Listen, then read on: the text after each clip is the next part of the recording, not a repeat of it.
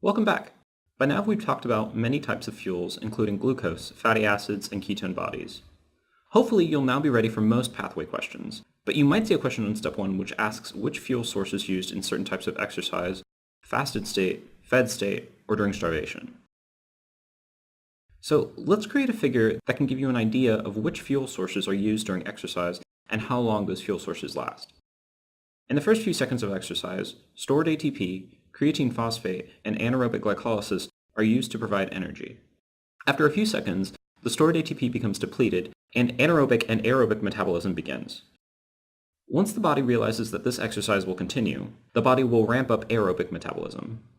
When exercising for hours, such as in a marathon, both glycogenolysis and free fatty acid oxidation are used to make ATP in aerobic metabolism. Here, we see the overall performance line drawn in. Notice as time goes on, the body must rely on different sources of energy. As a result, the overall performance one can accomplish goes down, which is why you don't have as much energy at the end of a marathon as you do at the beginning. Some stored glucose is conserved by the body until you really need it, such as when you're sprinting for the finish line. So how does the body react during fasting or starvation? In these scenarios, the priorities are to supply enough glucose to the brain and red blood cells so that the body can maintain basic functions, and to preserve protein to prevent muscle breakdown. Let's create a scenario. You decide to binge on fast food cheeseburgers. After the third double cheeseburger with large fries, you step on the scale and realize you've gained a few pounds. You now decide you won't eat anything for 5 days straight to lose some weight.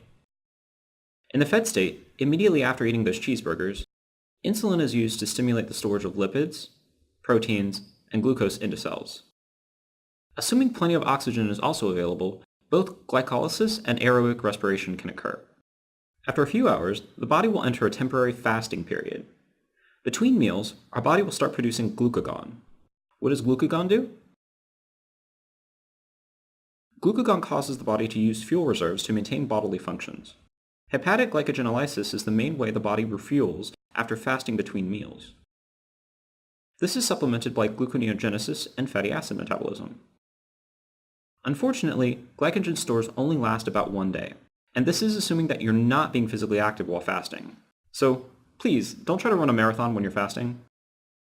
Remember, we ate the 3 large cheeseburgers and will now not eat anything for 5 days straight. Initially, our hepatic glycogenolysis will supply the body with glucose. After the first day of fasting, you enter the starvation phase, in which you must use other fuel sources to make ATP. Like we saw before, glucose levels are maintained by hepatic glycogenolysis. After most of the hepatic glycogen has been consumed, the body must get creative to find alternative sources of energy. Adipose tissues start releasing free fatty acids for beta oxidation. This means that muscle and liver switch their fuel source from glucose to fatty acids. The liver can use these fatty acids, lactate, and alanine for gluconeogenesis to supply the body with more glucose, which is especially useful for erythrocytes since they can't use fatty acids or ketones. So, why can't RBCs use fatty acids or ketones? Well, if you remember, it's because they lack mitochondria, so they need glucose instead. After day 3 of starvation, ketone bodies become the main source of energy for the brain and the heart. During this phase, about 2/3 of energy is used from ketones, whereas about 1/3 is from glucose. Since these ketone bodies are made from fatty acids, the amount of stored adipose tissue determines survival time, assuming you have access to water and important vitamins and minerals. Once adipose stores are depleted, vital proteins are degraded to make energy, which doesn't take long to result in organ failure and death. So what's the moral of the story? Don't binge on fast food because starvation makes your body scramble for different energy sources. Cheeseburgers in moderation, people. In this last part of biochem, we'll talk about cholesterol metabolism, lipid transport, lipoproteins, and dyslipidemias. Cholesterol is an important component of cell membranes, and is also the precursor of bile acids, steroid hormones, and vitamin D. Cholesterol can be synthesized in the smooth endoplasmic reticulum of any nucleated cell in the body, but most of it is made in the liver. Once cholesterol has been synthesized, about 2/3 of it is esterified by the enzyme lecithin cholesterol acyltransferase, or LCAT for short. What's the point of this esterification by LCAT? The esterification of cholesterol allows it to be stored inside of micelles, rather than being embedded in the cell membrane, which is important so that it can be transported through the blood to other parts of the body. Here's a fancy pants diagram of cholesterol synthesis.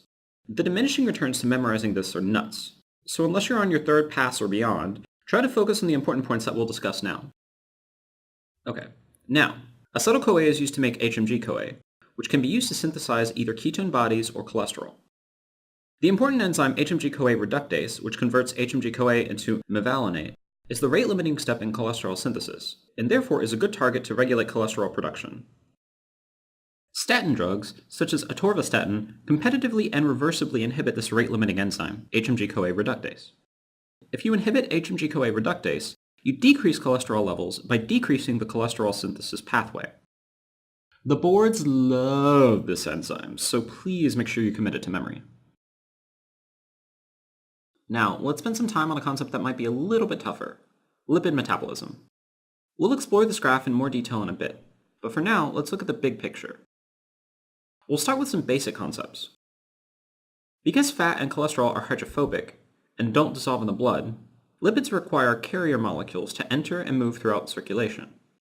Fat from the diet and from the liver associate with amphiphilic proteins called apolipoproteins, which act as structural proteins and surface markers.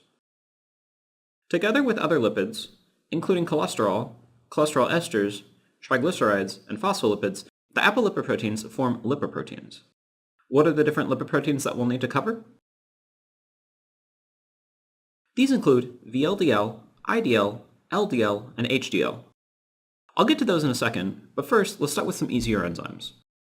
There are several key enzymes in lipid transport.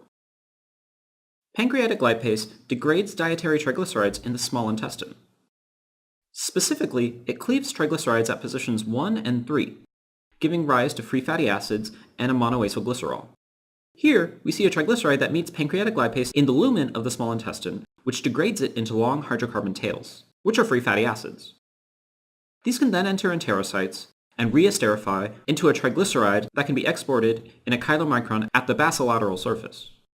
Note that the glycerol from the original triglyceride is not pictured. Another enzyme, lipoprotein lipase, or LPL for short, is on vascular endothelium, in adipose and muscle, and catalyzes the same reaction as pancreatic lipase in the gut. Lipoprotein lipase degrades triglycerides that are circulating in chylomicrons and VLDL so that local cells can absorb their degradation products. The chylomicrons become remnants that are transported back to the liver. Hepatic triglyceride lipase, or HL, degrades the triglycerides in IDL to form LDL. Again, this enzyme takes a triglyceride and cleaves it into free fatty acids. Lastly, hormone-sensitive lipase is an intracellular enzyme which degrades triglycerides, mostly in adipose cells. Do you remember what the function of LCAT was with regard to cholesterol? As I mentioned a moment ago, LCAT, or lecithin cholesterol acyltransferase, esterifies cholesterol, which means it allows the cholesterol to enter the core of a lipoprotein, where it can be stored temporarily for transport. About 2/3 of cholesterol in the circulation is in an esterified form. This enzyme is also required to get cholesterol into HDL to make a mature HDL molecule. HDL that is not loaded with cholesterol travels to the liver, meets LCAT, and loads up on cholesterol. Here, the loaded HDL has two options. It can go back to the liver, effectively reducing the amount of cholesterol systemically, or it can transfer cholesterol esters to other lipoproteins. CETP, CETP, or cholesterol ester transfer protein, is the enzyme that mediates the transfer of cholesterol esters to other lipoproteins, such as VLDL, IDL, or LDL. The apolipoproteins are amphipathic proteins that bind to lipids to form lipoproteins, so that lipids can be carried throughout the circulatory and lymphatic systems. Do you remember what being amphipathic means? It means being both hydrophilic and lipophilic. Therefore, these apolipoproteins can float in the bloodstream while at the same time attracting lipids. These are the 5 most important and most tested apolipoproteins. Apolipoprotein E mediates remnant uptake into the liver. This is found on VLDL, IDL, HDL, and chylomicrons and their remnants. When these lipoproteins are depleted, they can return home to the liver by receptor-mediated endocytosis using apolipoprotein E. Just remember that ApoE is found on every lipoprotein except LDL. Apolipoprotein A1 activates LCAT and is mostly found on HDL. Since LCAT converts cholesterol into cholesterol esters in HDL molecules, it makes sense that ApoA1 is found on HDL proteins. Apolipoprotein C2 is a cofactor required for lipoprotein lipase, which is used for degrading triglycerides in VLDL and chylomicrons. As we'll see in a minute, chylomicrons and VLDL are loaded with triglycerides. So if they have ApoC2, they can find LPL on the vascular endothelium to unload some of their triglyceride cargo. It's also on HDL. Apolipoprotein B48 mediates chylomicron secretion, so this is only found on chylomicrons and remnants. Remember that the last part of ApoB48 sounds like 8. Our last major apolipoprotein is B100 and is mostly present on VLDL, LDL, and IDL. ApoB100 binds to LDL receptors and allows for these lipoproteins to unload their products to cells in the body. LDL is colloquially known as the bad cholesterol, so ApoB100 isn't always the best. If you want to be 100 someday, hopefully you don't have a lot of ApoB100 markers on lipoproteins. Fun fact, the gene that makes ApoB48 and ApoB100 are actually the same. Then how are the proteins different? Well, this is an example of alternative splicing. The ApoB100 mRNA is processed a little bit differently, depending on whether it's in a hepatocyte in the liver or an enterocyte in the lumen of the gastrointestinal tract.